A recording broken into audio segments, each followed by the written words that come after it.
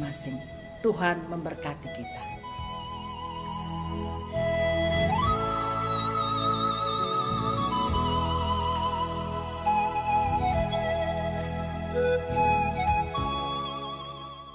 Mari kita berdoa untuk membaca dan merenungkan firman Tuhan. Kita berdoa.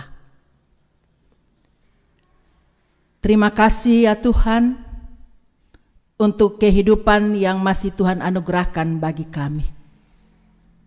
Terima kasih untuk kasih setia Tuhan yang terus nyata bagi kami, walaupun kami memiliki berbagai-bagai pergumulan hidup.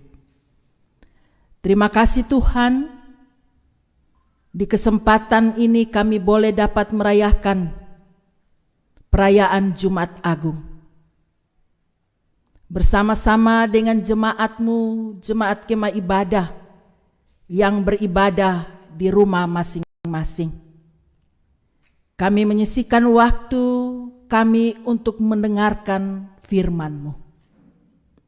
Biarlah kami boleh sungguh-sungguh beribadah dan menyambut firman-Mu.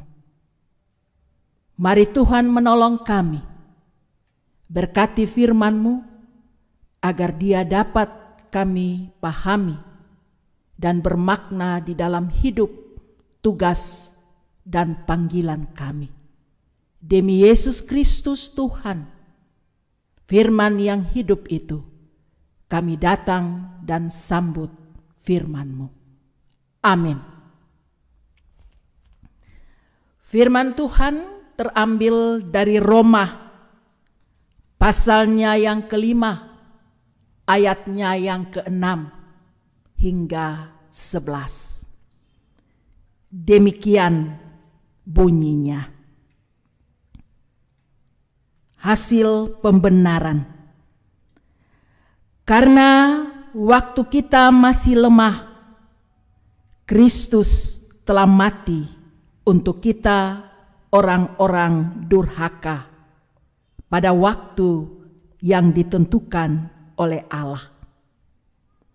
Sebab tidak mudah seorang mau mati untuk orang yang benar, tetapi mungkin untuk orang yang baik ada orang yang berani mati. Akan tetapi Allah menunjukkan kasih-Nya kepada kita oleh karena Kristus telah mati untuk kita. Ketika kita masih berdosa, lebih-lebih karena kita sekarang telah dibenarkan oleh darah-Nya, kita pasti akan diselamatkan dari murka Allah. Sebab jikalau kita ketika masih seteru diperdamaikan dengan Allah oleh kematian anaknya, lebih-lebih kita yang sekarang telah diperdamaikan pasti akan diselamatkan oleh hidupnya. Dan bukan hanya itu saja, kita malah bermegah dalam Allah oleh Yesus Kristus Tuhan kita. Sebab oleh Dia kita telah menerima pendamaian itu. Demikian firman Tuhan. Bapak, Mama, saudara-saudaraku yang kekasih, tema khotbah kita pendamaian dan keselamatan. Dalam kenyataan hidup, orang baik itu banyak orang senang dan bahkan tidak segan-segan dibela. Tapi baik itu relatif bagi masing-masing orang. Kalau dia berpihak atau menguntungkan kita, kita bilang dia baik. Tapi belum tentu bagi orang lain. Karena belum tentu baik itu orang benar dan adil. Belum tentu kebaikan itu membuat orang itu mengambil sikap yang benar dan adil. Sebaliknya, orang yang mengambil sikap adil dan benar, walaupun tidak memuaskan semua orang, semua pihak, tapi keadilan kebaikan untuk semua kelompok komunitas. Itulah keadilan yang mesti ditegakkan. Dan kadang tidak banyak orang yang bersimpati dan mau berpihak, bahkan membela. Rasul Paulus memperbandingkan siapakah Yesus Kristus. Dia bukan saja seorang yang baik, tetapi Yesus adalah orang benar. Dia adalah orang benar. Dia mati karena kebenaran. Tetapi orang-orang beragama itu tidak sanggup bisa melihat kebenaran Kristus. Orang benar belum tentu kelihatan baik, tetapi orang baik belum tentu benar. Tetapi orang lebih senang dengan orang baik ketimbang dengan orang benar. Kita kurang senang dengan orang benar, bukan karena dia tidak baik, tetapi karena merasa orang benar itu seperti cermin yang merefleksikan, memperlihatkan ketidakbenaran kita. Kita ingat perilaku Yudas, salah seorang murid Yesus. Ketika peristiwa Yesus diurapi di Betania dengan minyak wangi yang harganya begitu mahal, ia protes kepada Maria yang memenyaki kaki Yesus. Ini sebuah pemborosan, lebih baik minyak ini dijual dan uangnya dapat disumbangkan kepada fakir miskin.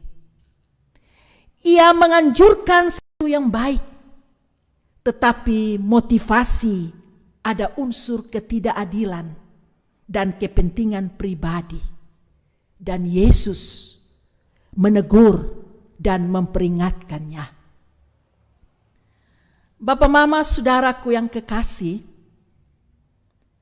kasih Allah sangat luar biasa kalau dibandingkan dengan kasih manusia.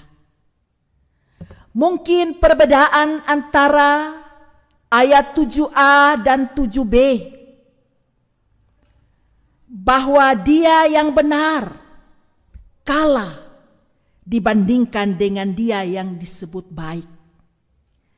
Karena yang baik sungguh menolong, sedangkan dia yang dikatakan benar hanya adil, tidak merugikan orang lain.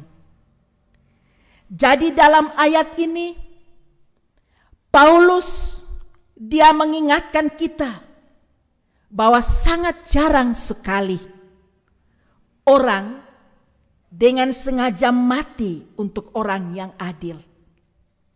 Dan masih cukup jarang juga bahwa orang mati untuk seorang yang sungguh menolong dia. Tetapi Kristus, dia mati untuk orang yang membenci dia. Bapak, mama, jemaat Tuhan yang terkasih, Roma pasal 5 yang merupakan bagian bacaan kita, dimulai dari ayat 6. Paulus dia membukakan siapa kita sesungguhnya manusia. Manusia yang seperti apa kita sesungguhnya. Firman Tuhan memberitahukan kita siapa diri kita manusia yang berdosa. Sesungguhnya di hadapan Allah. Sehingga kita yang tidak berdaya ini perlu kebenaran keselamatan dibayar penuh di dalam Yesus Kristus. Dan tidak ada di dalam diri kita yang bisa kita pakai untuk membayarnya. Ada 3 kalimat yang muncul dari ayat 6 hingga 10. Waktu kita masih lemah, ayat 6. Ketika kita masih berdosa, ayat 8. Ketika masih seteru, ayat 10. 3 kata ini memperlihatkan kondisi keberadaan kita di hadapan Tuhan yang makin lemah, berdosa, seteru, atau musuh. Firman Tuhan mengatakan kita adalah orang yang lemah adanya. Jerat dosa mengikat dan membelenggu kita. Meskipun ingin keluar, ingin lepas, tetapi tidak mempunyai kekuatan dan daya untuk melepaskan diri dan melakukan apa yang baik. Tetapi bukan itu saja. Firman Tuhan mengatakan kita adalah orang berdosa, orang yang lemah. Mungkin adalah orang yang tidak melakukan hal-hal yang merusak orang lain.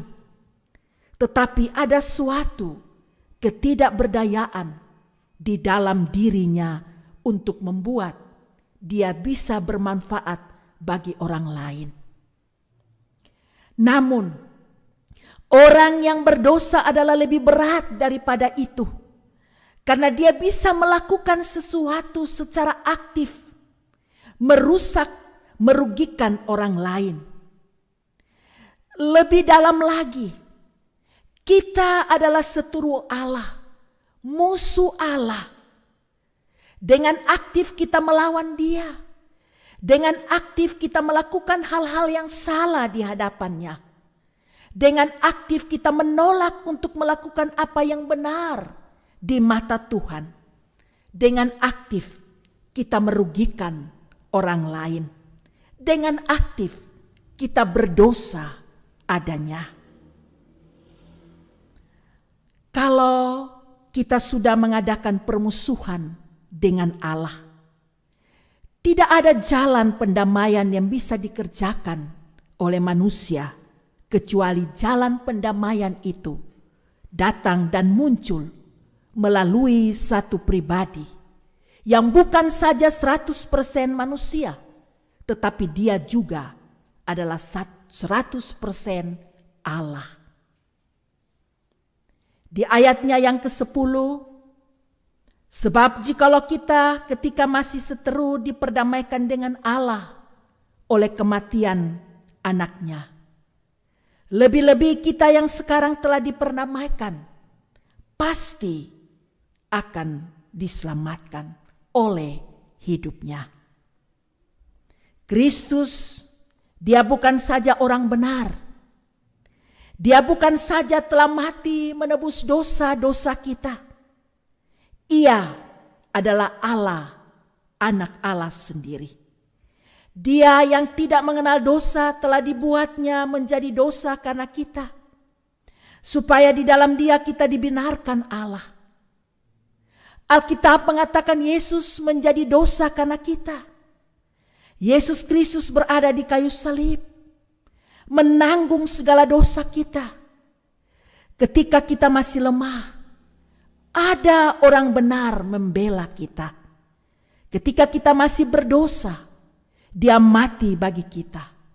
Yesus Kristus menebus kita, melunaskan murka Allah. Di ayat yang ke-11 juga mengatakan, dan bukan hanya itu saja, kita malah bermegah dalam Allah oleh Yesus Kristus, Tuhan kita. Sebab oleh Dia kita telah menerima pendamaian itu. Tindakan pendamaian itu dilakukan dengan sebuah pengorbanan yang agung. Dia rela mati demi orang lemah, orang berdosa, durhaka, dan seterunya. Dengan pendamaian itu membangkitkan sebuah pengharapan bahwa kita pasti diselamatkan. Pengharapan kita akan hidup penuh damai itu bukanlah pengharapan yang kosong, melainkan sebuah kepastian. Kepastian iman itu adalah kekuatan bagi orang lemah, pemulihan bagi orang yang telah berdurhaka, dan pengampunan bagi orang yang seteru. Jemaat Tuhan yang terkasih, yang berada di rumah, dalam keluarga masing-masing. Di perayaan Jumat Agung, dengan tema pendamaian dan keselamatan, kita belajar lewat firman Tuhan ini. Pertama, Allah menunjukkan kasih-Nya kepada kita oleh karena Kristus telah mati untuk kita ketika kita masih berdosa. Artinya, kita bukan orang baik, juga bukan orang benar, melainkan orang berdosa. Namun Kristus mau mati untuk kita. Artinya kita dibenarkan hanya oleh kasih karunia saja, bukan karena kita baik dan benar. Bapak Mama kekasih, kita tidak tahu apa yang akan terjadi besok. Tapi kita tahu di dalam iman kita bahwa Ia pasti memelihara kita. Itulah iman kita. Paulus mengingatkan kita apa yang dikerjakan oleh pembenaran Kristus kepada kita. Kita sekarang mempunyai pintu yang terbuka sehingga kita boleh masuk dan datang menghampiri Allah dengan bebas, dengan berani. Kita boleh meminta apa saja. Kita boleh memohon dalam doa akan hal apa saja. Tidak ada lagi tirai yang memisahkan antara kita dengan Allah. Kita punya jalan masuk bertemu dengan Tuhan. Itulah karya yang Yesus Kristus lakukan bagi kita semua. Pelajaran yang kedua, oleh karena itu kita harus kuat, berakar, bertumbuh dalam Dia. Sehingga kita bisa rela terluka demi melihat kemuliaan, demi mengikuti apa yang dikehendakinya. Dan yang ketiga, sebagai seorang yang beriman, mari kita menghargai apa yang telah dilakukan Yesus bagi Bapak Mama, saudara, dan saya. Hormati dan hargai keselamatan yang Tuhan beri kepada kita. Kiranya Tuhan memimpin hidup setiap kita. Bukan hanya pada waktu di awal kita percaya, tetapi sepanjang hidup kita adalah perjalanan iman kita ikut Tuhan. Itulah keselamatan yang tidak akan pernah hilang dan lalu dari kita. Itulah yang menjadi dasar yang kokoh bagi hidup kita, yang penuh dengan damai sejahtera, karena Kristus Tuhan sudah menjadi jalan pendamaian bagi kita. Mari bersyukur untuk hari-hari yang dianugerahkan bagi kita, dan kita jalani supaya kita bermegah di dalam Dia, karena Dia telah memperdamaikan kita dengan Allah, membawa kita dari kebinasaan kepada keselamatan. Bapak Mama jemaat Tuhan, jika Tuhan izinkan kita mengalami pergumulan, sakit, dan penderitaan, itulah proses pemurnian iman kita kepadanya. Betapa penting kita memiliki hikmat dan sudut pandang yang tepat supaya kita menjadi kuat dalam menjalani hidup ini. Allah, Dia mengasihi kita. Dia mengasihi orang-orang lemah agar mereka memperoleh kekuatan. Dia mengasihi bumi yang sedang rentan ini untuk keluar dari perjuangan mengalahkan wabah dan virus corona. Kristus mau menunjukkan kasih-Nya kepada kita semua. Allah juga mau agar kita juga meminta komitmen ketaatan kita selama masa-masa perjuangan. COVID-19 hanya bisa dilawan dengan sikap taat, tidak mendurhaka terhadap berbagai larangan yang sedang berlaku. Pendamaian yang kita alami oleh pengorbanan Kristus juga memampukan kita menunjukkan ketaatan kita untuk menjaga jarak, menjaga kebersihan diri, dan tetap tinggal di rumah. Menjaga diri kita, keluarga kita, menjaga sesama kita, menjaga lingkungan kita, supaya kita terlepas dari pergumulan dan penderitaan dengan sukacita. Kita juga merayakan Jumat Agung dalam semangat saling berdamai. Tuhan Yesus mau mendamaikan kita yang salah paham dan saling menyakiti. Kini saatnya keluarga kita mau saling mengampuni dan berdamai kembali. Kesempatan berkumpul selama beberapa hari ini patut kita pakai untuk saling berbaik kembali. Berdamai, membangun komunikasi dalam semangat kasih, pengampunan, dan sukacita. Sebab Allah telah mendamaikan kita sekeluarga dengan Allah dan seorang dengan yang lain. Oleh karena itu, marilah kita juga membereskan relasi kita semua mulai saat ini. Selamat merayakan Jumat Agung. Tuhan Yesus memberkati kita semua. Amin. Mari kita berdoa. Terima kasih ya Tuhan untuk kasih setia Tuhan bagi hidup kami. Kami saat ini merayakan perayaan Jumat Agung, memperingati akan kematian Tuhan Yesus bagi isi dunia. Kami sedang beribadah di rumah kami masing-masing, dalam mezbah keluarga kami masing-masing. Walaupun dalam kondisi yang kami alami, biarlah kami terus bersungguh-sungguh beribadah kepadamu Tuhan.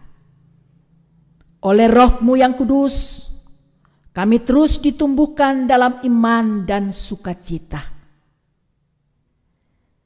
Terima kasih ya Tuhan Yesus. Engkau adalah anugerah yang terindah bagi kami umat manusia dan isi dunia ini. Kami yang berdosa ini, yang sebenarnya harus menanggung hukuman, tetapi Tuhan Yesus telah mengorbankan diri. Kami telah didamaikan dan diselamatkan oleh darah-Mu yang kudus dan suci itu. Biarlah dalam perayaan Jumat Agung ini kami kembali diingatkan bahwa pengorbanan yang Tuhan telah berikan bagi kami. Ya Allah, ya Tuhan kami, biarlah keselamatan dan pendamaian yang Tuhan anugerahkan bagi kami atas segala dosa dan kecemaran kami, biarlah menjadi dasar dan kekuatan di dalam karya hidup dan pelayanan kami. Biarlah kami terus menjadi orang-orang yang setia, taat, patuh akan kehendak-Mu dalam hidup kami. Terima kasih ya Tuhan. Berkatilah kami semua yang sedang beribadah di rumah kami masing-masing. Ya Allah, ya Tuhan kami berdoa untuk jemaat-Mu terkasih, jemaat Kemah Ibadah. Tuhan yang Maha Tahu dan mengenal seluruh hidup dan kehidupan kami serta pergumulan yang sementara kami hadapi saat ini. Engkaulah kekuatan kami. Engkaulah yang telah mengalahkan segala kuasa-kuasa di muka bumi ini. Tolonglah kami yang lemah karena berbagai pengalaman yang sementara kami hadapi. Biarlah kami kuat dan berpengharapan orang-orang kepadamu tidak akan sia-sia. Mari Tuhan menolong kami di dalam kami menggumuli pergumulan wabah virus yang sedang melanda ini. Biarlah kami kuat menjalani ini dan terlepas dari semua pergumulan ini dalam tuntunan dan pertolongan-Mu. Kami berdoa untuk semua jemaat-Mu dalam pergumulan mereka masing-masing di tiap rumah tangga dan keluarga dalam kondisi hidup ini. Kami berdoa untuk seluruh pemerintah yang sementara berjuang. Bahkan peran kami masing-masing untuk menuntaskan penularan virus ini. Tuhan menolong seluruh kerja keras yang sementara mereka laksanakan dan lakukan. Tuhan menolong. Karena apa arti semua yang kami usahakan dalam hidup ini? Kalau Tuhan tidak campur tangan, sia-sialah semua yang kami usahakan dalam hidup ini. Tuhan, tolonglah para dokter, para medis dalam semua tugas tanggung jawab yang sementara mereka laksanakan. Semua para perawat yang langsung maupun tidak langsung menangani pasien COVID-19 dimanapun mereka berada. Bahkan orang-orang yang bekerja untuk penanganan, persediaan obat-obatan, bahkan yang berada di lab. Tuhan menolong dan memberkati semua yang mereka usahakan. Berikanlah mereka kekuatan, kesehatan yang prima di dalam semuanya itu. Berkatilah keluarga-keluarga mereka. Doa-doa yang kami naikkan Tuhan bekerja melebihi daripada apa yang kami minta. Tuhan menolong dan memberkati selalu.